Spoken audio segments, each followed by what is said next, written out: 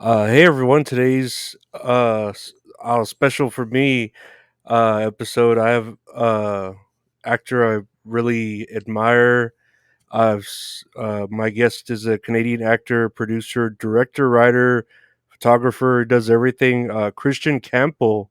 How you doing, sir? Good. I'm good. I'm good. No, it's How good to about hear. No, I really appreciate your time today. I'm pretty starstruck because, like I was telling you, I'm really into this certain movie musical we're going to talk about today.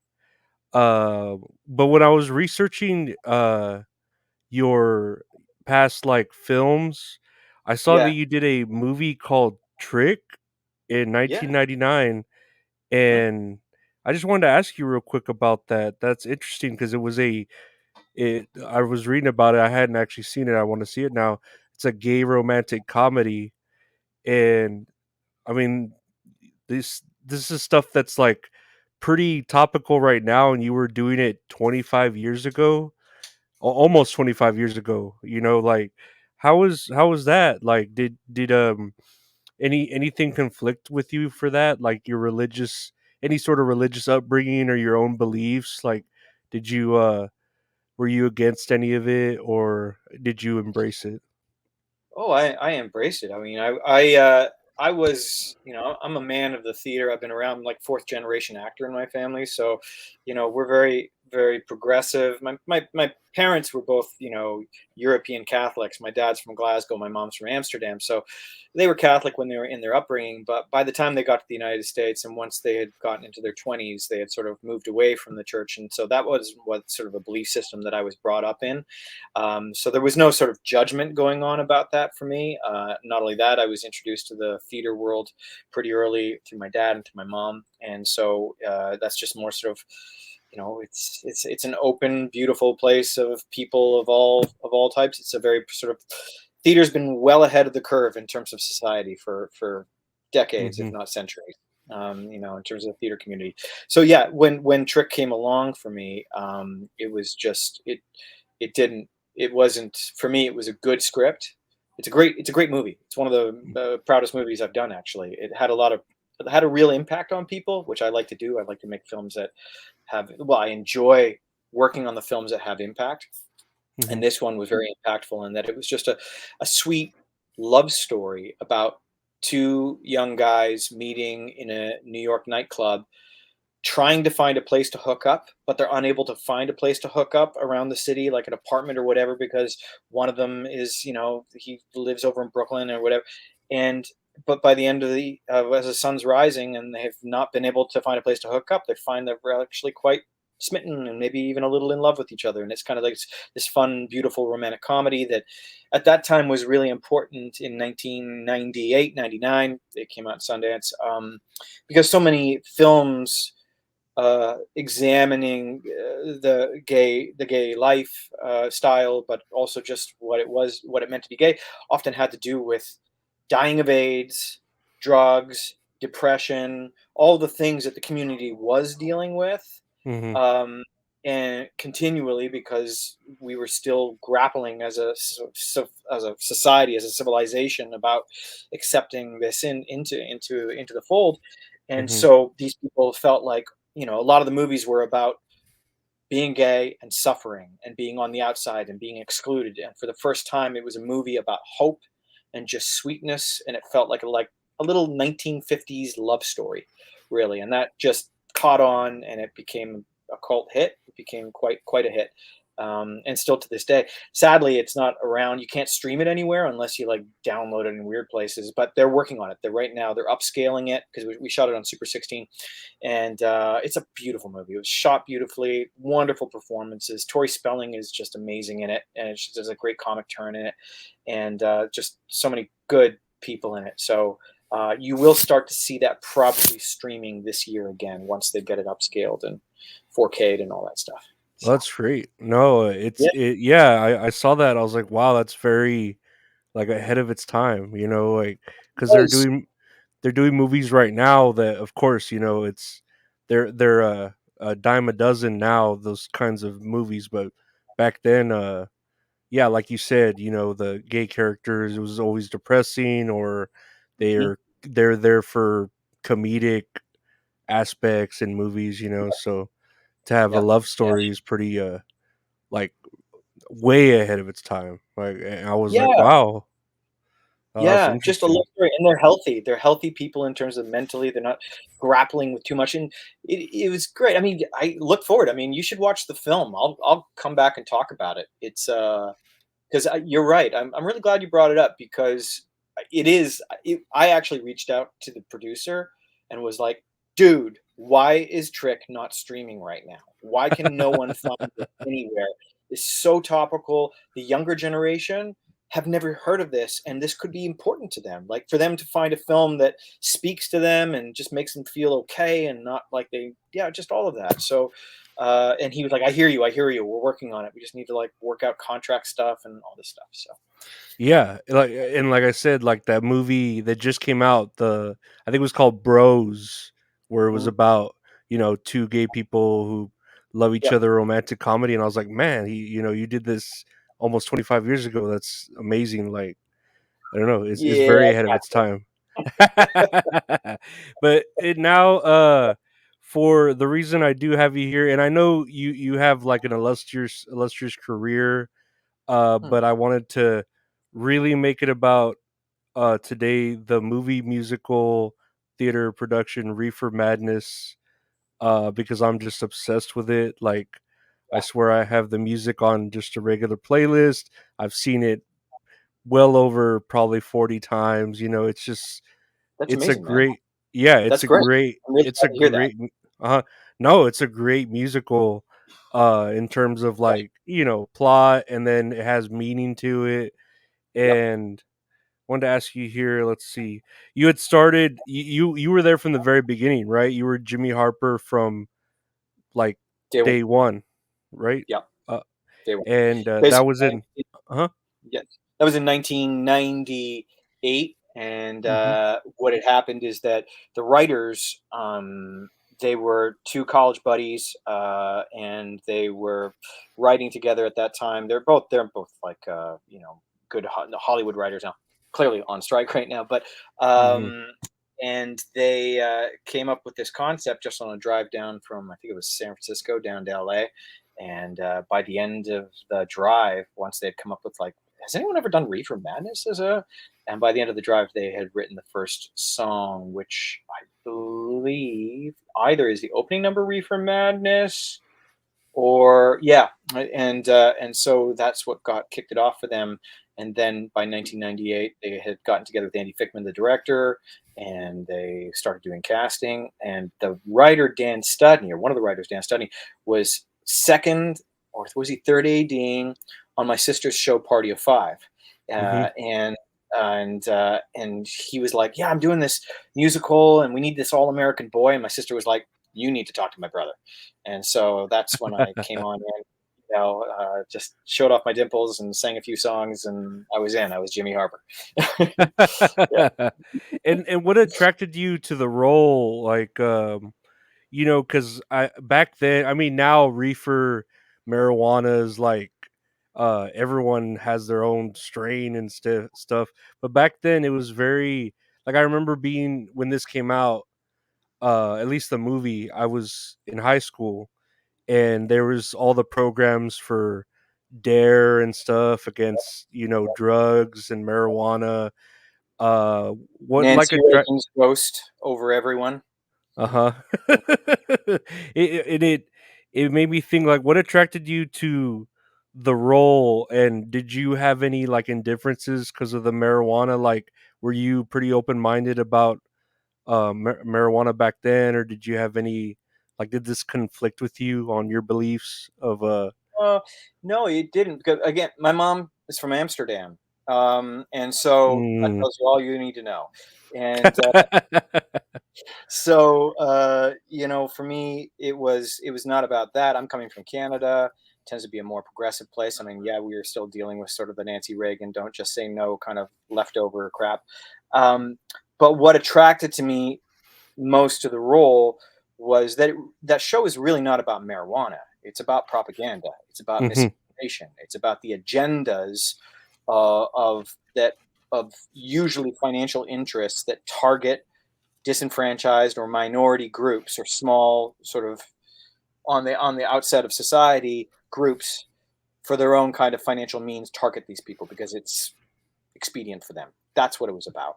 Mhm. Like Reefer Madness is a show that's about all of the various Reefer Madnesses that continually occurred. It's almost like every decade has its own Reefer Madness. Commie Madness in the 1950s, right? Mm. 1960s, probably still more commie madness, but then it was hippie madness, you know, and all the drugs and all those peaceniks and whatnot.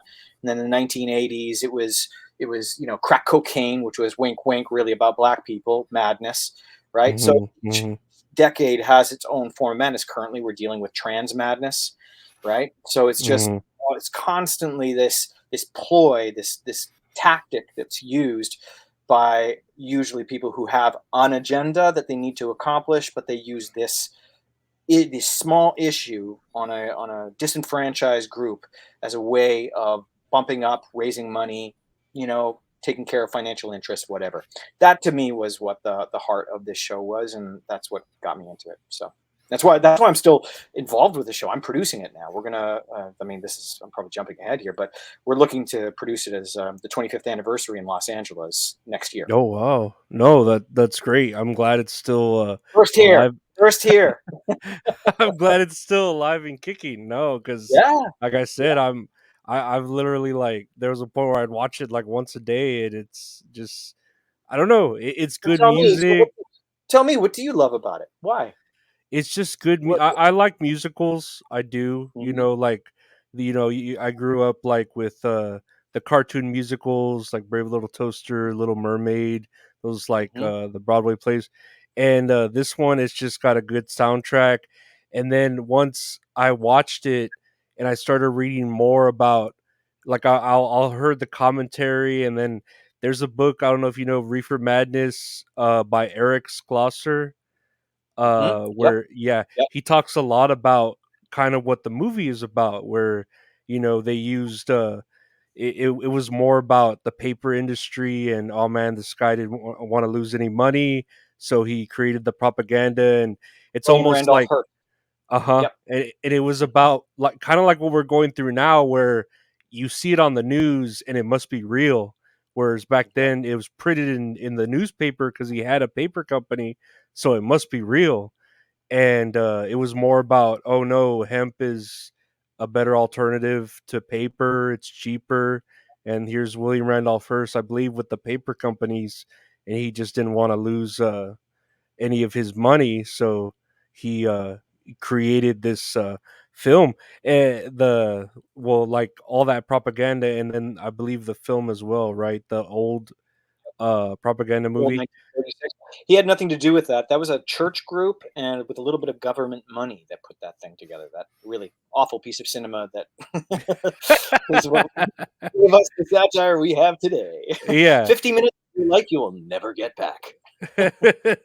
And did you had you watched that prior to researching the or going No, into the role?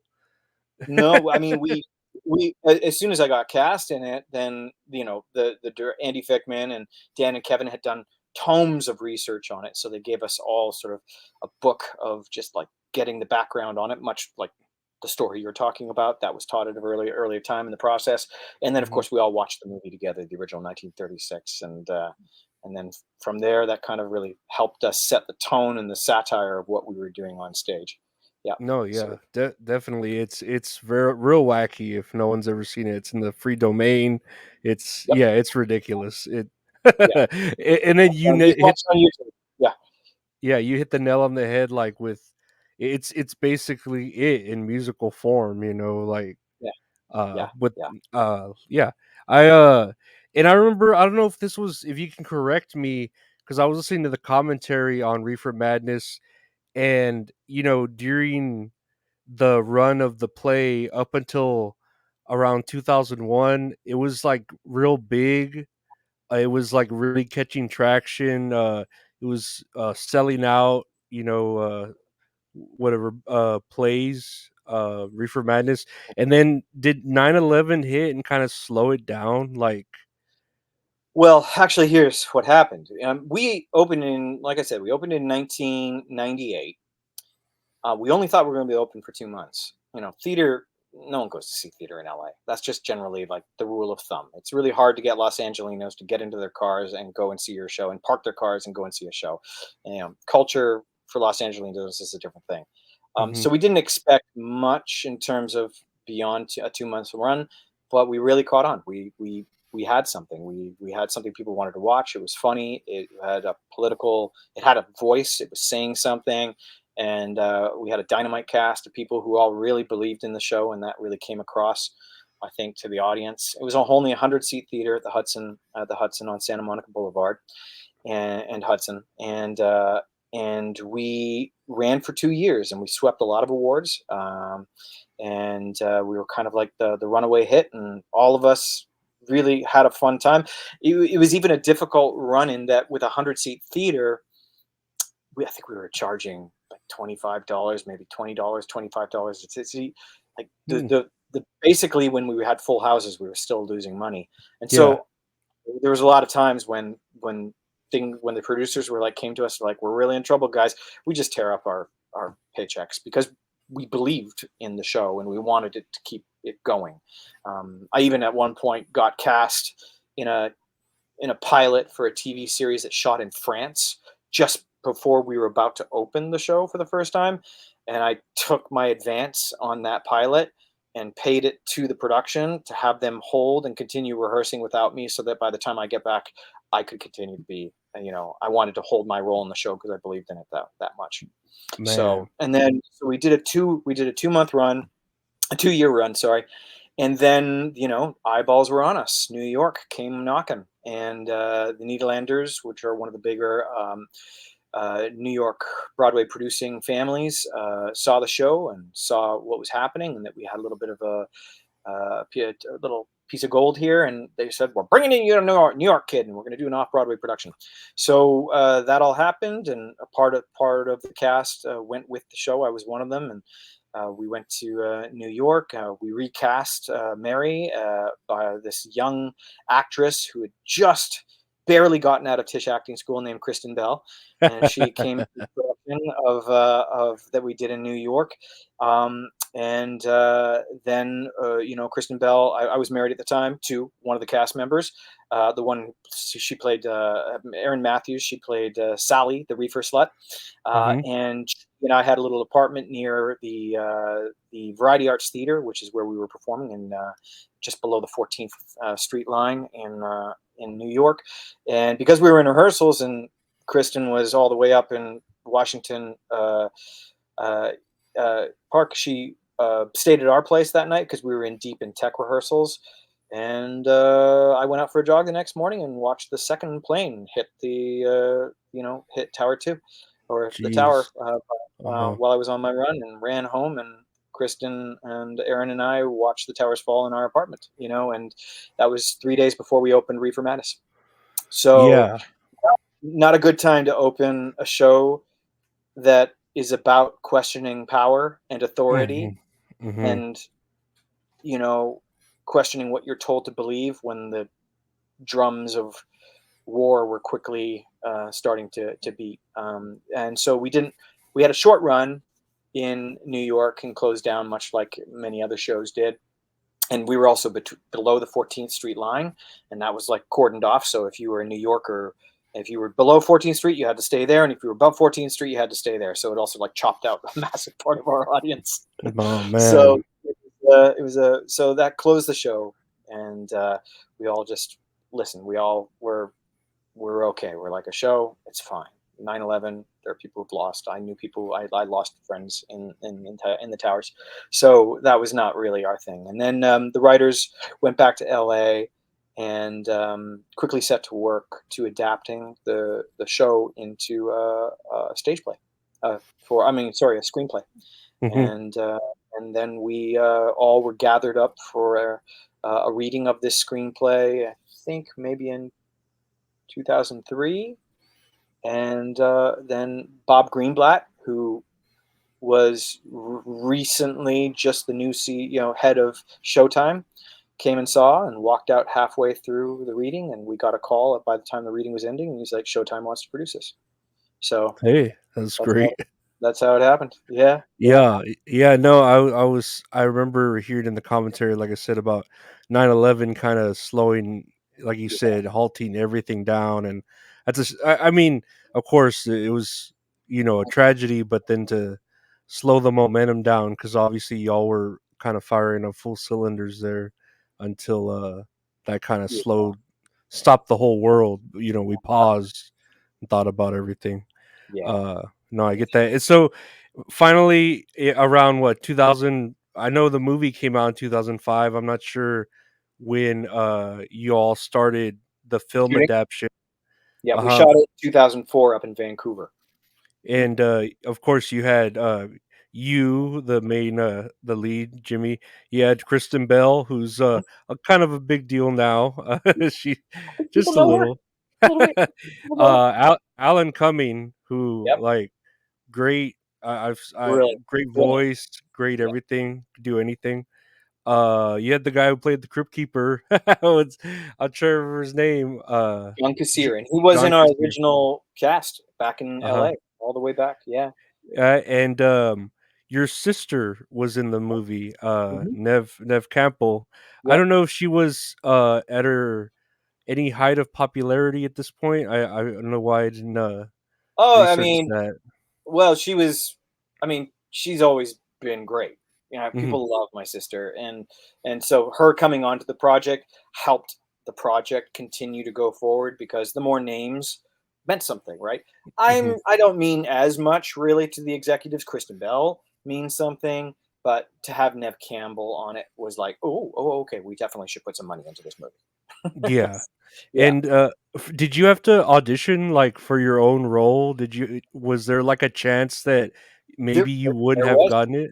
Yep, there exactly was. There was a chance the grand poobahs of the heads above Bob Greenblatt were saying, "Whoa, who is this Christian Campbell? No one knows him. We need to put like a name in there." So they had thrown out some names, and I was, for a little while there thinking, "Holy crap, I'm not gonna do the role I created. That would be hard." Yeah. Um, but my team and Andy and Dan and Kevin fought really hard for me, and rest is history. Yeah. And did like you said your sister, they attached her. Did you have to kind of like fight for your sister, or they were like, "No, we Oh, need some no, I think names." they had to fight more for me than they had to fight for my sister. We're like, "Forget that Christian guy, but can we have Nev?"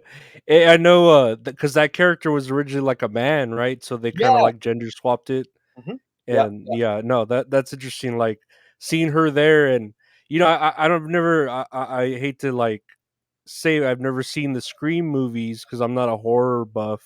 I yeah. know that's like what she's like really, uh, you Made her know, mark on. Yeah, what yeah, that she's really loved for and yeah, like known for, and yeah, she's like done critically well in them.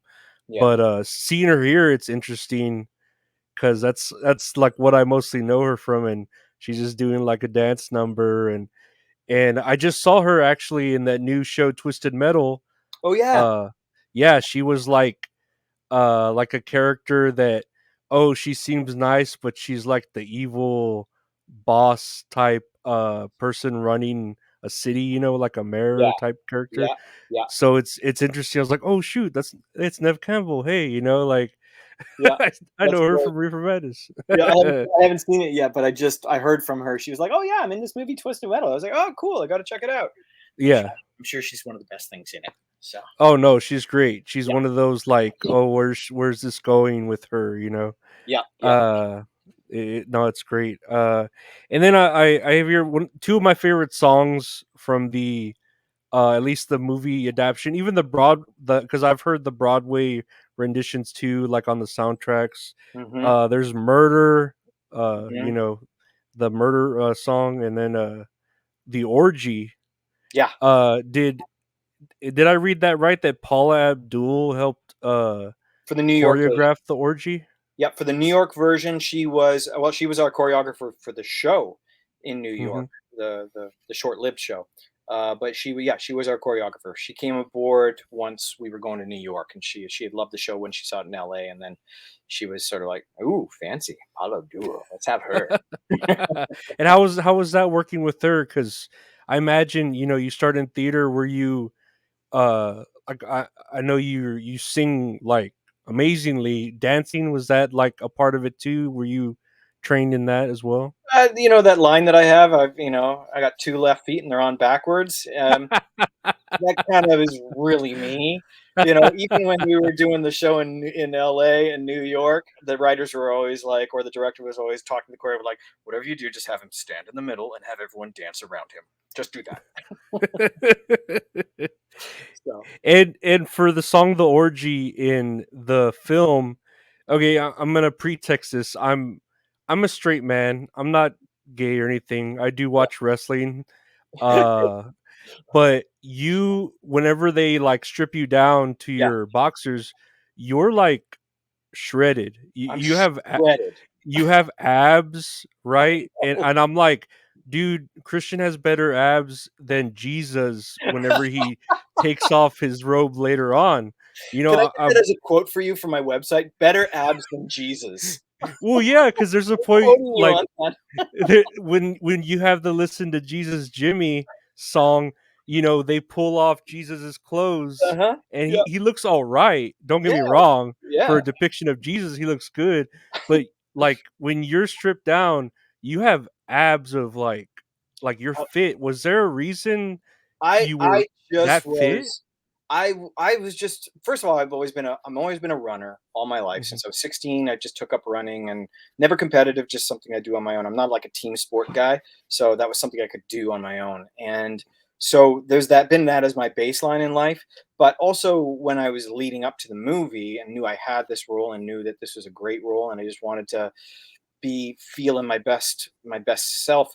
I also worked out really hard because I just wanted to feel at optimal health and just optimal mind and all this so I could just be on to be the best that I could possibly be. That's really what it came from. I mean, I just really worked out hard and took really good care of myself and stopped all drinking, stopped everything, and just was like a lean and mean. I'm gonna do this roll machine, and that's, Yeah, that's because that's what you see. yeah, I'm like, dang, like you got your abs there, and it kind of reminded me of like Hugh Jackman, like the Yeah. theater.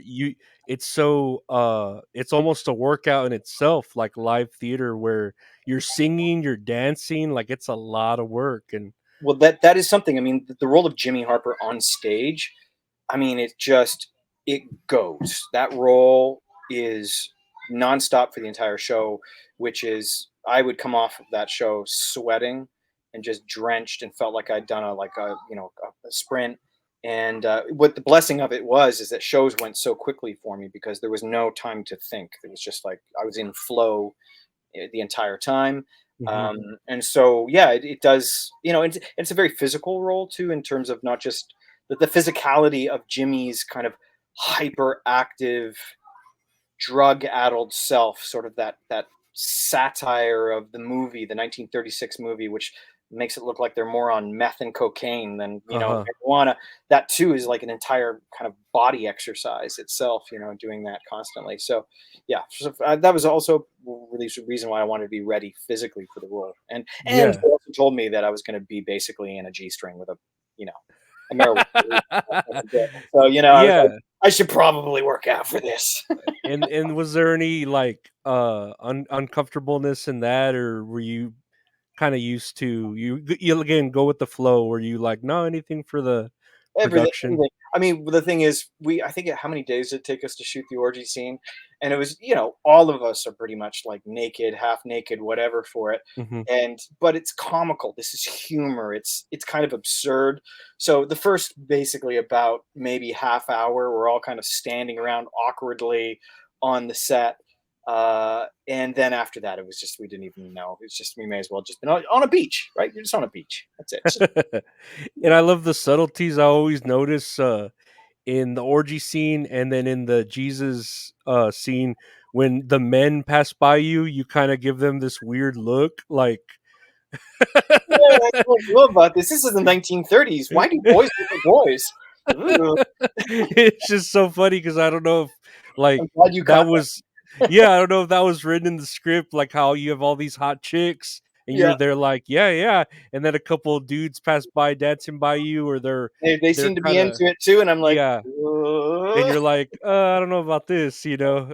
So no, I loved Yeah, it. It's just, but yeah, yeah, I was wondering about that. Like, man, he was really shredded, and I don't know if you just yeah, felt that way or that was you. yeah, Uh, Speaking of the Jesus musical number, again, I don't know how like we talked about like how religious you were and stuff like yeah. that.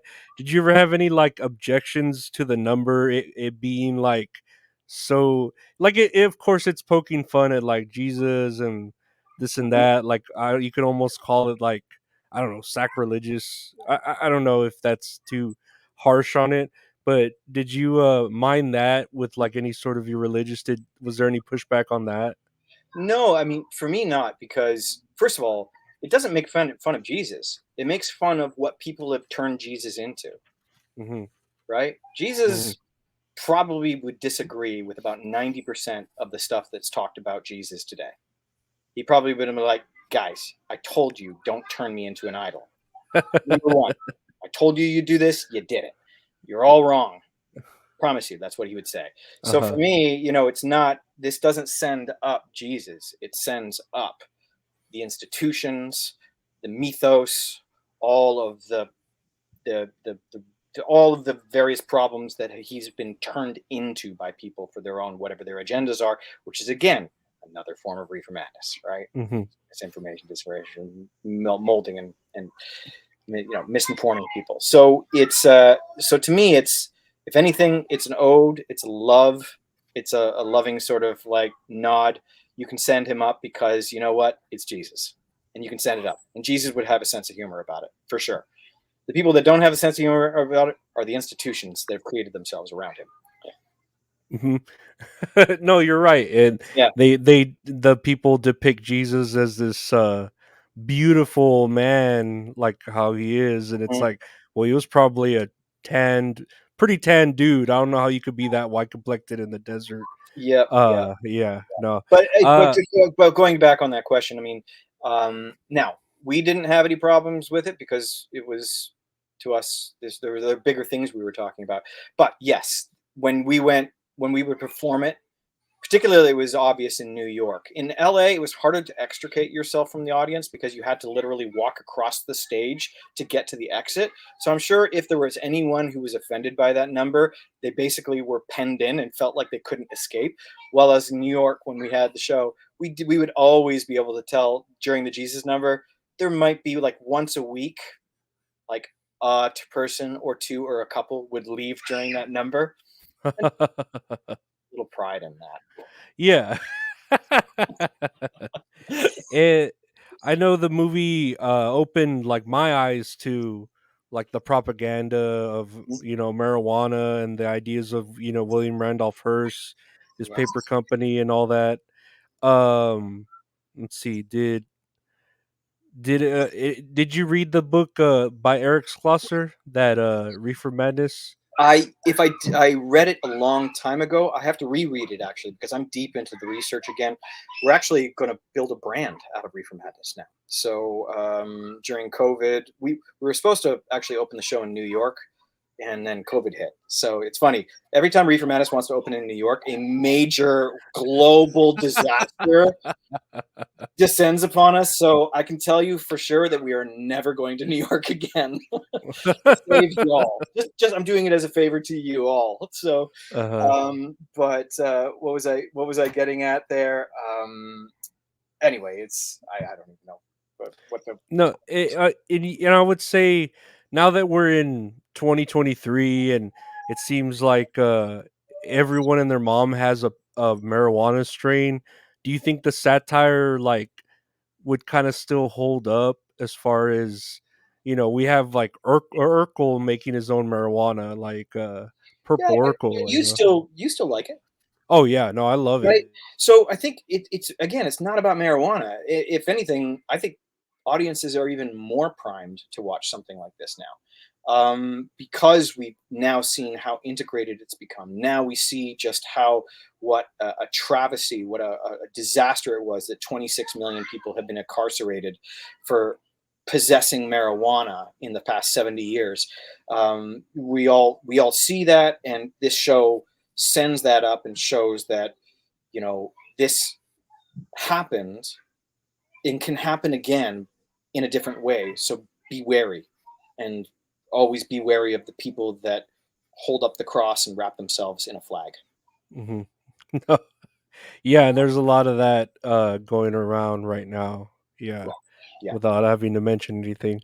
Nope. Um, and where are you, planning to do the your shows of Reefer Madness? I know you're saying you're producing it. Is that Mhm. right? Yeah. Uh, you're are you still gonna be a part of the show, or you're just taking more of that backstage, Just a producer. uh, just producer? This guy, 51 years old. I can't play Jimmy Hopper, a 16-year-old. you know? I'm sure you could. I saw you on, Instagram jogging, I think, Yeah, true. jogging while filming, I, while, I still pushing. think my abs are better than Jesus's. Let's just put it that No, I'm sure they are. I'm sure they are, Ed. way. No, it's so great. Do you think, how do you feel now about, like, marijuana and the stigma that it's mostly gone? Like, I don't know if I asked you, like, back then, were you a smoker, or do you partake in it now, or have you ever? Yeah, oh yeah, for sure. I had partaken it kind of rarely back then. I didn't really kind of discover drugs until I was 30 years old. I was a late bloomer, shall we say. But I had like smoked a little bit here and there, but generally it didn't really take to it too much. But so but I never turned it away and never judged anyone for it. I judged people when I was younger. When I was 16, 17, the Nancy Reagan anti-drug stuff really even permeated north of the border. I mean, her message went across the globe. It really fucked things up for countries all around the world, right? Mhm. Prohibition and everything. Um, so I had a sort of I don't know about that for me for a little while, and then no judgment about it, but it just wasn't my thing. And then later in Mhm. life, I learned to sort of like integrate it more into sort of using it as a nice sort of modifier for anxiety, or I'll use it sometimes for if I need to do a little modifier for creativity or stuff like that. So I like using it as like a nootropic, so to speak. Mm, mhm. So that's been my usage for me. Again, going back, like the biggest tragedy, of course, was 26 million lives. Many of them, majority of them, really damaged, ruined by this stupidity. But another big thing that I feel very passionate about is that the hemp plant as an industrial plant is a remarkable like crop. Like, and I'm not. This is I'm not one of these people who's being hyperbolic about something. It's probably one of the crops that might contribute to helping save ourselves in climate change and whatnot. The plastics that can be derived, hemp plastic has a 6 times stronger tensile strength than regular petrochemical plastics. We knew this going back then. It's already the Department of Defense is using hemp plastics in their drones and in their airplanes because it's lighter and stronger. Mhm. It's the strongest natural fiber in nature. It's got probably about 25,000 industrial uses that it can be applied to. It's a carbon capture plant, so when you plant it and you utilize it then for hemp concrete or plastics, you're capturing carbon from the environment. It in 1 acre of hemp basically can grow in 110 days, will give you a multiple of tonnage of what would have to take 15 years on 1 acre of trees. And it takes no pesticides, it takes no fertilizers, and it sips water, and it's heat resistant in a time when our planet is really ramping up heat Oh, yeah. waves. So this is a wonder crop that I like. The destruction of lives is one thing, but it also contributed to the destruction of our environment. Because if we, over the past 70 years, had used the innovative wunderkind of this country in terms of innovation and capitalism combined, and the scientists and the wonderful thinkers and the business people and the entrepreneurs to have scaled this plant for that 70 years and done what they did with petrochemicals, what might this planet look like? How different might it look? So for me, that's a big message I want to bring to bear right now to people going forward in terms of my messaging. Is just that I want to see over the next 10 years hemp in the United States as a national security issue, 10x in our industrial practices and our packaging and our paper across our so that we know that as consumers we need to start making smarter choices about what products we buy and what they're made of, because we don't have to depend on plastic anymore. We don't we don't and if anyone Yeah. is telling you that anymore, it's only because they're trying to save a little money. We need to scale this thing up fast and fast. We're in trouble. I don't know how hot it is for you over there, but it's hot. Oh, it's hot everywhere. Yeah, Hot. and you're absolutely right. Like Yeah, this information has been here, like you yeah. said, since back then. They knew about it. The William Randolph Hearst, and he was worried Coupons. more about money than Mhm. anything. Like Yep. so, yeah, that's what really opened my eyes. Even reading that book, you get that as well as in the Reefer Madness. You get that whole. You see the little signs of his name everywhere, William Randolph Hearst, the little quotes Yep. that are told by him, and people believed it because it was in the papers. Because it was the Just government. And if it's the yeah, government and it's in the papers, well, that's the truth.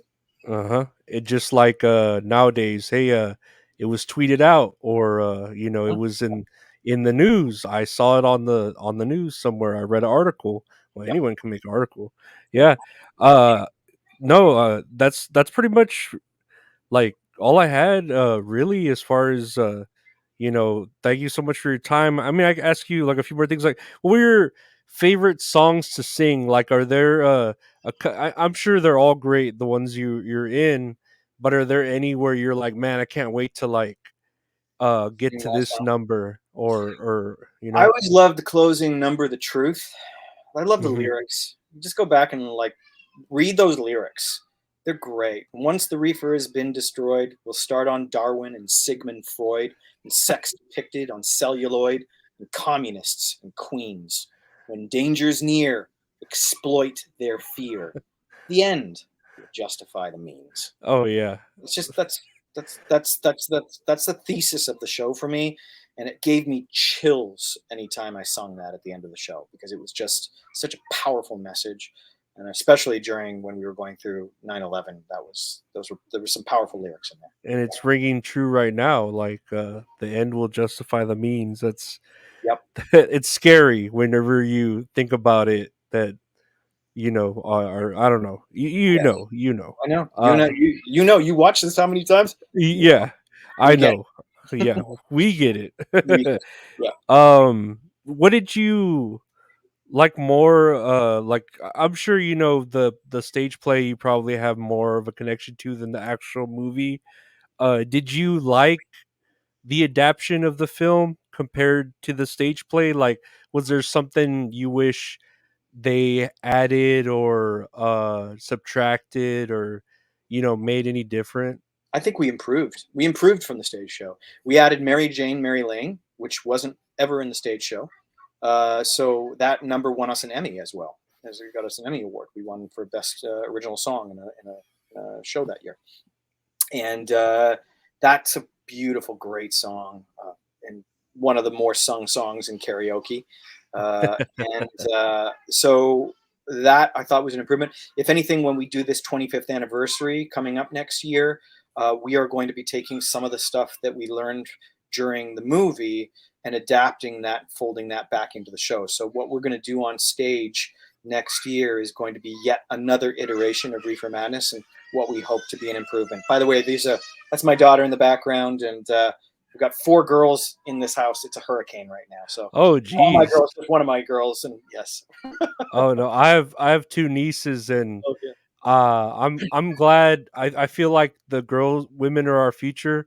Of yeah, course, like you want a son to carry on the name, but I think women are children are easier as far as females. I don't oh know, yeah, oh and yeah. then it's just a thing, like you're more protective of them. Son, I don't know why in my head, if having a son is like he's gonna usurp my throne.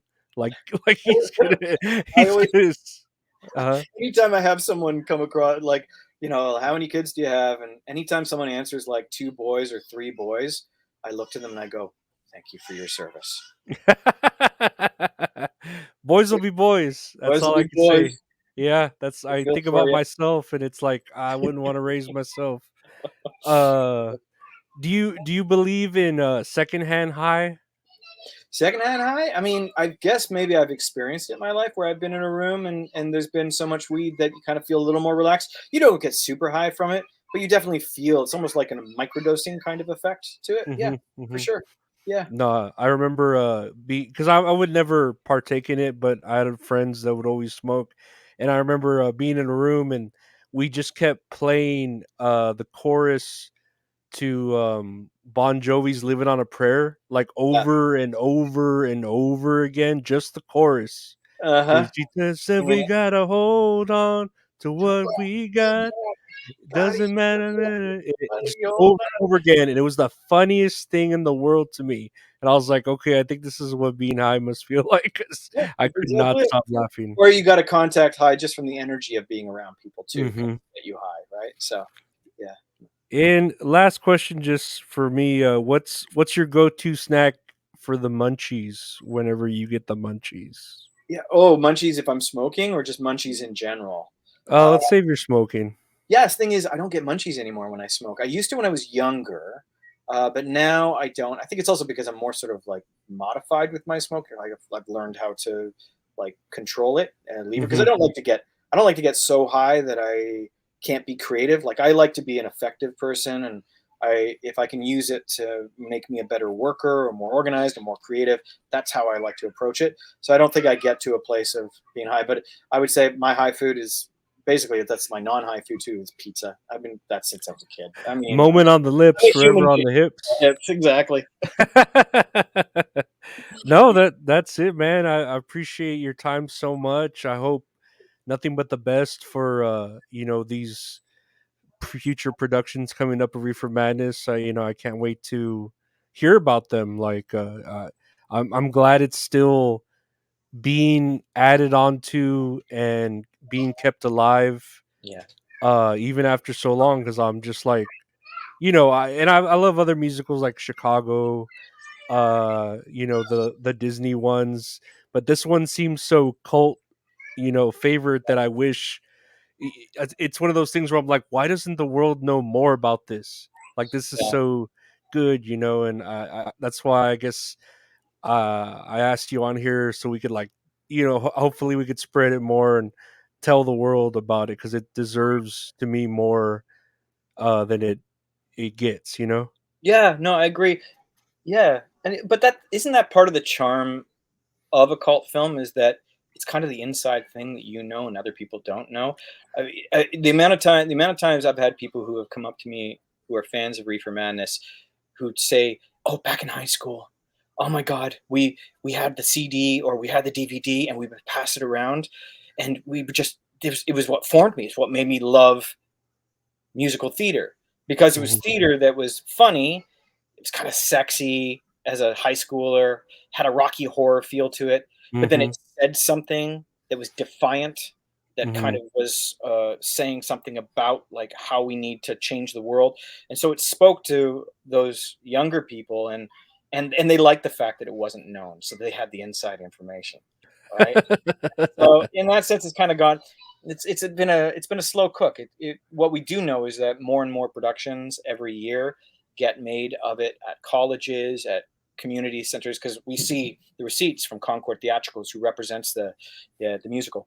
That we Mhm. see like it's consistent. People like this, and we often get invitations to come out and see it and all that. So I think I here knock on wood, and maybe you and I will talk more. And you should come out to LA next year when it's I'll get your contact info, and you should come out and see the show. If No, while you're yeah, yeah, definitely. No, I'd love that. And yeah, I'd have to. I'm gonna look for that Trick movie, and we could definitely talk about it because that's a yeah, whole nother, that's a a whole other whole thing. yeah, it's a whole nother episode where it's just like, wow, I didn't know he did this. That's like 20, like I said, over 20 years ahead of the time, ahead of the curve. Yeah, Yeah. Yeah. Yeah, I'd have some yeah, I've got some thoughts about it too that it'd be interesting to kinda share with you. Because as sort of like I feel like the old guy, like, "Oh, yeah, I've been there. I've done the gay movies." You kids are all like, "You're just reinventing this gay stuff." No, I done this, right? And so it's been interesting watching the newest generation again, going through the fight, right, for rights and everything like that, Mhm. and then coming from my perspective of having been there, but it's the same, but it's different today. Yeah, yeah, definitely. Yeah, Well, no, I wanna thank you so much for your time. yeah, I wish you nothing but the best, you and your, entire family. yeah. And, yeah, I hope, no, it sounds great about, LA, and then I hope to, talk to you more about, whatever other projects you might have, or even that, Trick movie once I do see it. We'll Yeah. we'll definitely, have to connect and talk about that too. But, yeah, no, thank you so much for being here today. Okay, fantastic. Great. All right. It was really thanks for reaching out, and it was really lovely to talk to you about this. No, it was great, and, thank everyone for listening. We'll see y'all next time. Take